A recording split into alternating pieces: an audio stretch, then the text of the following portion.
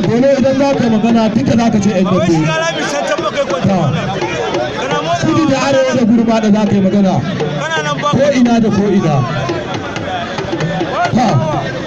ga dai yan kallo nan ba su tashi sun fita ba ga yan kallo nan ba su tashi sun fita ba kuma saboda damban ku suka zauna sai su bata da ta abu da gate kasa tiget ko kuma kasu bata lokacin su a banza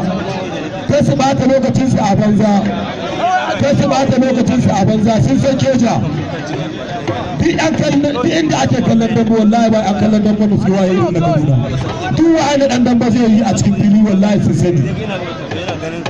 wallahi shi sa da dan dambe na gona zo ba a Kaduna ka saurara mai don wahala ce ba karamar wahala ba an kallon Kaduna sun waye ba garori bane sai sakka